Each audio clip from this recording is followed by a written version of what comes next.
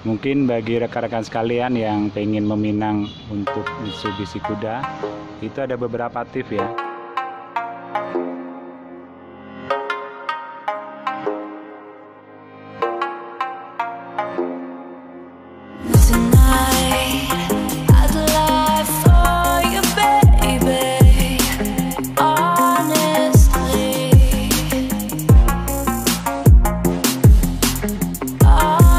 Assalamualaikum warahmatullahi wabarakatuh. Semoga di hari ini kita selalu dalam kesehatan dan kebarokahan, amin. Untuk hari ini saya berada di depan mobil Mitsubishi Kuda. Mungkin bagi rekan-rekan sekalian yang pengen meminang untuk Mitsubishi Kuda, itu ada beberapa tips ya. Karena untuk mobil Mitsubishi Kuda ini tergolong dibilang tua juga tidak tua-tua amat, dibilang muda juga tidak muda-muda amat. Jadi ya, kalau usia itu sudah matang lah. Jadi Mitsubishi Kuda sendiri ini keluar dari tahun 90-an 7 sampai dengan tahun 2004 atau 2006 kalau nggak salah itu. Setelah itu dia berhenti produksi. Ini yang saya pakai contoh adalah untuk mobil Mitsubishi Kuda tahun 2000 tipe Super Exit. Jadi untuk Kuda sendiri ini ada beberapa tipe, yang barengan dengan ini adalah ada GLX, GLS, dan Super Exit. Untuk tipe tertinggi adalah Super Exit. Jadi kalau kita mau membeli Mitsubishi Kuda, yang pertama adalah kita lihat dari bentuk bodi ya. Jadi kita usahakan adalah untuk bentuk bodi itu persisi, maksudnya itu dari jauh sudah kelihatan mobil itu tidak banyak eksiden. Jadi di bodinya itu kelihatan persisi atau kelihatan rapi.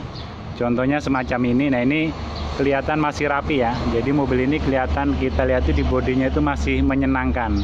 Jadi masih kelihatan rapi. Untuk cat ya, karena tahun 2000 itu ya kadang ada yang sudah dicat, ada yang masih ori.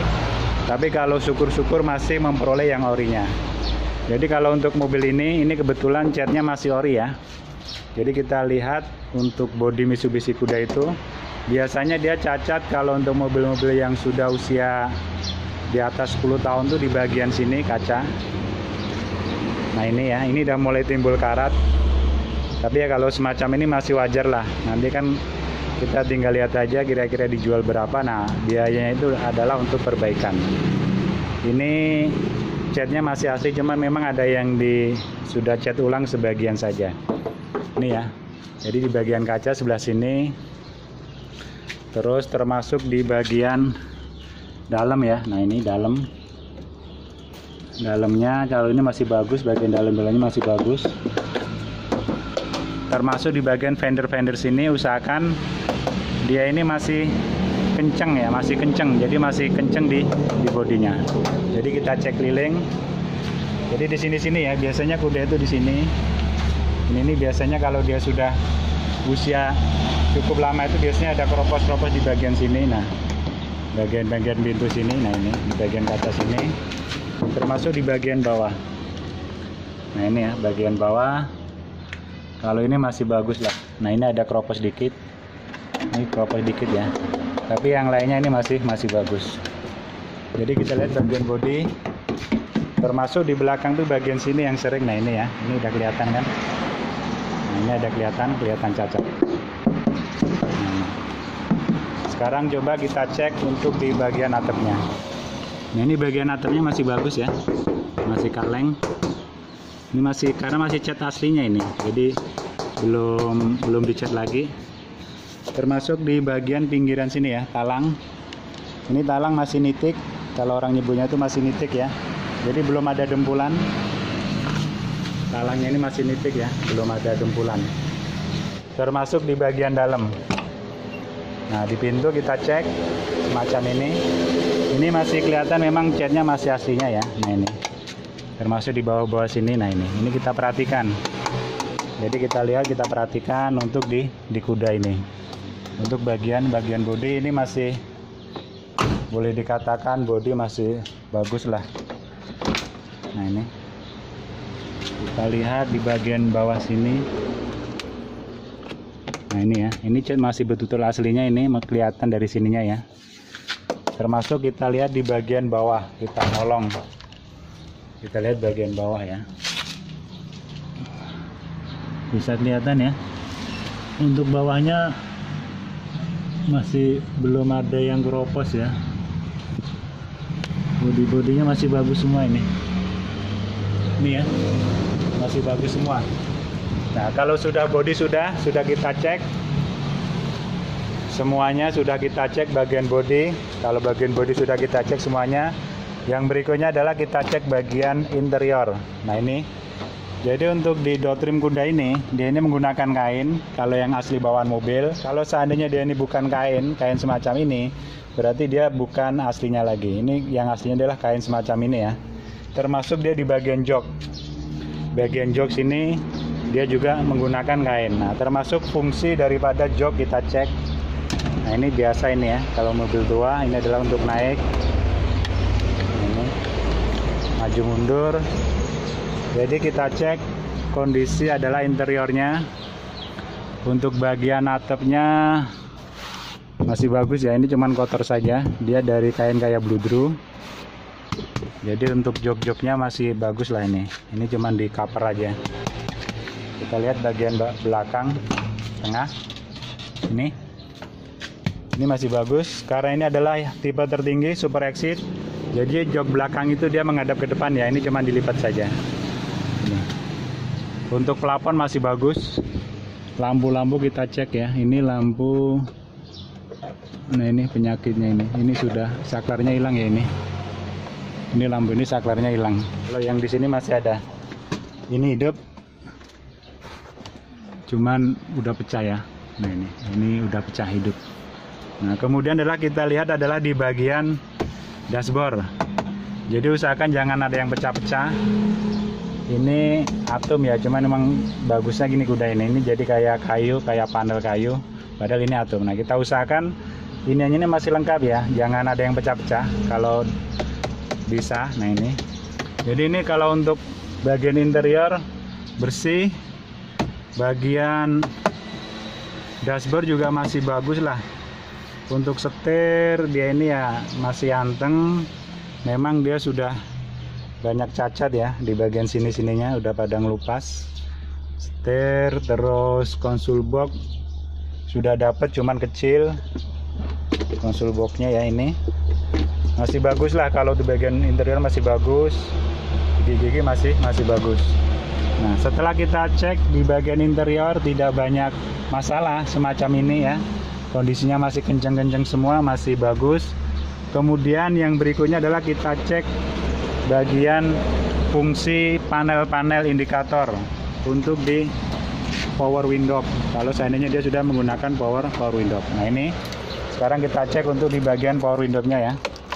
Kita kontakkan dulu.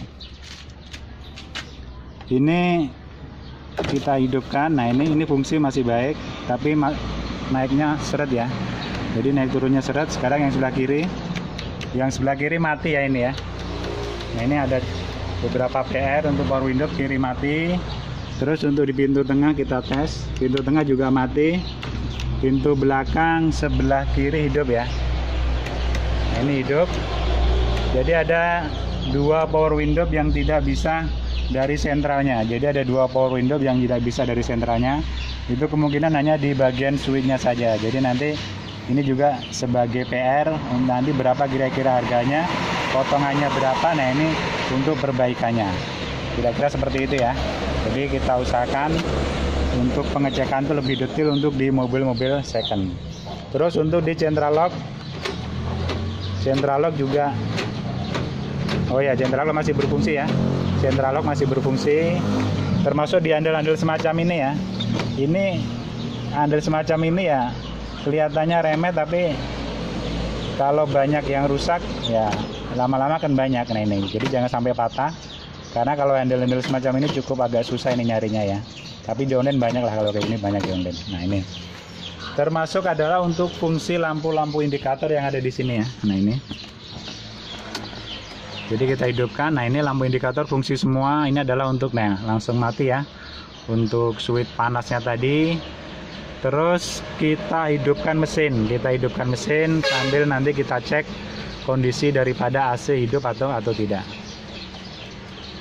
Jadi usahakan begitu kita start mesin, itu satu kali cegreng ya, jadi jangan sampai berulang-ulang kali.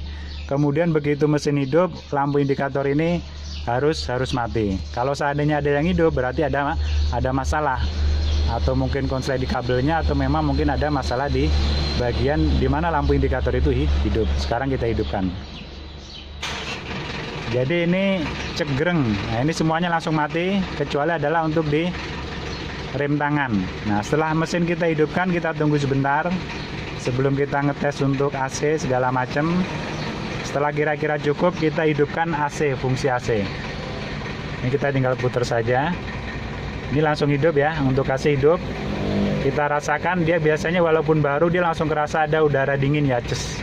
Nah, ini hidup ya, udara dinginnya ada, berarti ini kondisi AC normal. Jadi jangan sampai AC-nya ini aja cuman kurang freon, jadi jangan ada istilah kurang freon ya. Kadang-kadang pas begitu kita beli, kita benerin bukan kurang freon, tapi kompresornya yang rusak. Itu cukup lumayan harga kompresor itu, sekitar 4 sampai dengan 5 jutaan lah, tergantung daripada kualitasnya. Apalagi kalau merek Denso ya, itu bisa sekitar di atas 2 juta yang jelas. Nah itu, jadi jangan sampai ada alasan hanya kurang freon. Kalau memang dingin ya dingin, kalau tidak ya tidak. Nah nanti jadi kita tinggal enak untuk potongan harganya, kalau seandainya dia mau ngasih potongan harga untuk perbaikan. Kemudian kita cek juga adalah fungsi AC di bagian tengah. Bagian tengah, ciri khas AC kuda itu berada di sini ya, di bangku depan. Nah ini kita tinggal hidupkan. Nah ini berfungsi ya, ini berfungsi. Kita rasakan gini. Nah ini ada udara dingin. Nah berarti adalah AC ini kondisinya normal. Jadi AC ini kondisinya normal, tidak kurang freon. Jadi jangan sampai ada istilah kurang freon. Setelah kita rasa cukup untuk pengetesan AC, yang berikutnya adalah kita tes bagian lampu-lampu.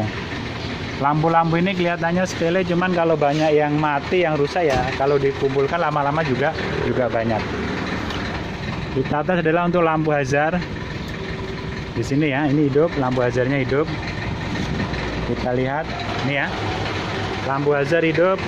Kemudian kita tes untuk di lampu kota dan lampu besar, kita hidupkan.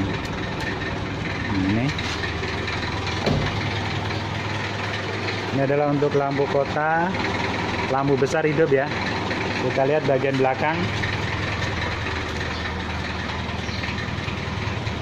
Bagian belakang juga hidup normal. Untuk di bagian lampu-lampu mobil ini hidup semua ya, berfungsi normal, AC normal, termasuk fungsi indikator semacam ini ya. Nah ini speedometer, terus RPM, untuk solar, ampere panas. Nah ini ya, usahakan kondisinya normal. Kalau ini kan untuk solar normal, ampere panas normal, speedometer ini normal. Ini kayaknya yang bermasalah di RPM ya. Nah, ini walaupun kelihatannya sepele, kalau ada kerusakan di bagian dalam dashboard itu, di dalam speedometer bagian dalam, spoolnya atau apanya yang rusak, itu juga biayanya cukup mahal. Termasuk untuk di elektrik semacam ini. Kita tes untuk bagian kaca ya kan, bisa berfungsi atau tidak. Nah ini untuk elektrik kaca tidak fungsi ya ini. Ini tidak fungsi, jadi PR-nya adalah elektrik kaca. Yang kiri juga sama, tidak fungsi. Terus speedometer ini bagian di RPM-nya, yang lainnya normal. Ini perbaikannya ya, nanti kita cek ini parah atau tidak untuk di RPM-nya. Jadi benar-benar kita teliti satu-satu ya, kita cek. Jadi jangan sampai pas sudah kita beli, pas kita cek lagi ternyata masih ada kerusakan yang lain, termasuk fungsi wiper semacam ini kan. Nah ini kita hidupkan, fungsi airnya. Nah ini masih fungsi ya, masih ada suaranya, itu berarti masih normal. Termasuk untuk pemetik api semacam ini, kita tinggal cetekan. Nah ini berarti ini ada masalah ini ya, karena begitu kita cetekan dia balik. Termasuk lampu-lampu semacam ini ya. Nah ini lampu baca, ini hidup, yang ini mati ya. Termasuk kita cek adalah di bagian roda semacam ini ya. Jadi ban ini kita cek, jangan sampai ada makan sebelah, baik dalam maupun di luar, sebelah kanan maupun sebelah kiri. Karena kalau seandainya ini terjadi makan di dalam, berarti ada masalah untuk di kaki-kakinya. Ya mungkin kurang setel lah ya di terotnya. Lebih parahnya adalah terotnya rusak atau mungkin rekennya rusak. Nah itu juga kan biayanya juga cukup lumayan. Kalau seandainya bannya juga sudah terlanjur tipis di sebelahnya, itu juga harga ban ya kita tahu ya kisaran 400 sampai 500 ya. Jadi kita cek untuk di bagian depan nih bannya jangan sampai makan di luar ataupun makan di dalam. Begitupun ban bagian belakang. Begitupun di bagian belakang ya. Jadi jangan sampai ban ini makan sebelah baik luar maupun di bagian dalam. Karena kalau seandainya makan sebelah berarti ada masalah di kaki-kakinya, bisa jadi asnya sudah bengkok. Nah, untuk as sendiri kita tahu untuk di mobil kuda ini kan cukup lumayan harganya. Jadi kita usahakan selain kita cek bodi mesin adalah juga kondisi ban. Kondisi ban baik depan maupun belakang itu adalah kondisinya normal, tidak makan sebelah baik luar maupun dalam. Sekarang kita lihat adalah getaran daripada gigi bersendeling atau getaran tongkat bersendeling. Nah ini getarannya minim sekali, berarti masih bagus ya untuk penahannya kanan kirinya. Terus setelah kita cek bagian interior sudah, lampu-lampu sudah, elektrik sudah. Sekarang kita cek bagian mesin. Kita cek bagian mesin, kita buka dulu. Kita lihat bagian mesin semacam ini. Kita lihat goncangan daripada mesin ini ya. Jadi ini saya taruh stick di atas bodi mobil. Nah ini kelihatan tidak begitu ada goncangan. Berarti menandakan bahwa untuk engine mountingnya masih bagus. Jadi untuk dudukan mesin ini masih bagus. Walaupun memang kalau seandainya ada kerusakan itu tidak begitu mahal, tapi kan itu tadi kalau dikumpulkan lama-lama juga akan banyak. Karena engine mounting sendiri sekitar 350-an per buah ya. Nah ini bisa dilihat. Jadi dia tidak ada getaran yang berarti. Terus kita dengarkan suaranya. Dari suaranya itu mobil itu sudah bisa kelihatan garing, enak didengar atau tidak. Ini mobil diesel, kuda diesel, kita lihat, kita dengar suaranya. Itu ketukannya ini ya, irama. Jadi tek tek tek tek tek tek. Jadi dia tidak lambat, tidak cepat. Maksudnya itu kadang-kadang lambat, kadang-kadang cepat. Nah itu kita harus curiga. Seandainya dia ketukannya tek tek tek, terus tiba-tiba tek tek tek. Nah ini berarti ada masalah untuk di mesinnya. Tapi kalau ketukannya rata semacam ini, berarti kondisi mesinnya adalah dalam kondisi normal. Yang berikutnya kita cek mobil ini kondisi mesinnya ngobos atau tidak, itu cukup gampang. Kita tinggal membuka untuk disetik olinya. Ini kita tarik. Kita lihat ya. Nah ini tidak ada asap yang keluar. Jadi asap yang keluar dari sini ini tidak ada asap putih. Berarti mesin mobil ini masih bagus, belum ngobos. Kemudian kita lihat di bagian pengisian oli. Nah ini ya. Ini juga masih bagus. Nah ini kalau cipratan dikit-dikit ini wajar karena fungsi pompa oli. Jadi dia tidak ada asap putih yang keluar. Nah ini ya asap putih yang keluar. Berarti menandakan kondisi mesin mobil ini masih bagus. Nah, setelah kita cek kondisi mesin bagus, semuanya fungsi normal. Yang tak kalah penting adalah kita cek kondisi untuk di bagian bawah-bawah ya. Termasuk terutama adalah untuk di bagian power steering. Nah power steering. Jadi jangan sampai ada rembesan atau bocoran. Mungkin ada rembesan tapi yang sifatnya masih normal, tidak masalah, tapi tidak bocor ya. Tapi tidak bocor. Jadi kita tinggal cek, kita lihat. Ini adalah jalur untuk pompa power steering. Sudah itu adalah untuk di sananya ya. Di sana untuk jalurnya ke setir. Nah ini kelihatan. Kalau di fender itu di depan ya. Untuk asnya itu. Nah kalau ini di belakang. Ini untuk di bagian mesin kanan kirinya, terus bagian depan, bagian samping sini masih kering ya, masih kering, belum ada tetesan oli atau rembesan oli. Berarti mesin mobil ini masih bagus. Kalau ini ada basah-basah dikit memang, ini kelihatan basah-basah dikit, ini bekas dikasih ini ya, cairan pembersih mesin. Jadi bukan karena ada rembesan oli, bukan. Jadi ini masih kondisi bagus ya, normal untuk di bagian mesin, tidak ada bocor-bocor, mesin belum ngobor. Setelah itu kita cek untuk di bagian bawahnya juga. Kita cek bagian bawah. Bisa kelihatan ya. Bagian bawahnya belum ada yang rembes-rembes, ngobos-ngobos ya. Ini masih bagus, berarti Kemudian yang berikutnya kita cek. Nah, yang berikutnya kita cek di bagian asap knalpot.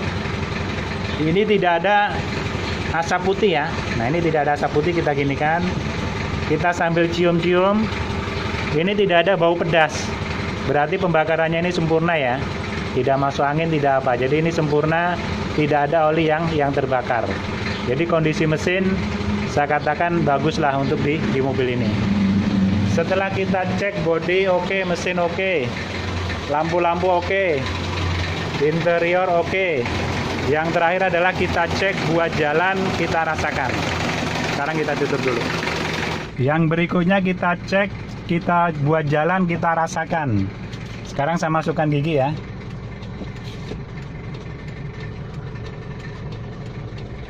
Udah itu kita jalankan. Enak ya, jalannya enak, jadi dia tidak dedek. Kalau ada suara dek atau kelontang, itu berarti mungkin ada masalah untuk di askopelnya, atau mungkin di riskopelnya itu ada masalah. Sekarang kita buat mundur.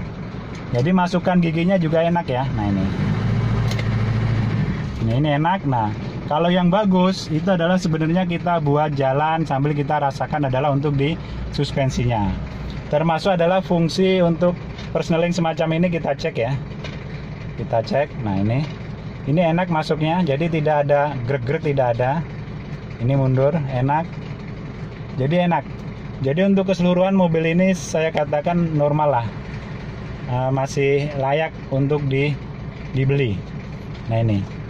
Jadi masih enak sekali, maju mundur masih enak. Buat centakan juga masih enak.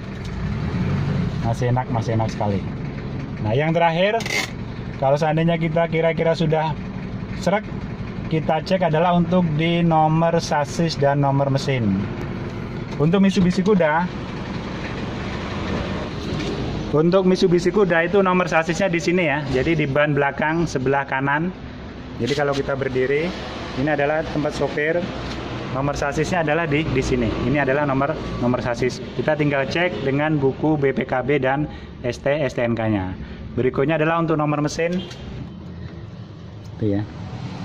Tuh, jadi itu nomor mesinnya. Kita tinggal lihat, nanti kita cek, kita cocokkan dengan di buku STNK atau BPKB. Kalau semuanya sudah srek, oke, sesuai, kita tinggal nego untuk di harga. Termasuk untuk di fungsi pompa ya, fungsi pompa semacam ini. Saya rasa itu aja, semoga bermanfaat. Mohon maaf bila kurang berkenan. Assalamualaikum warahmatullahi wabarakatuh.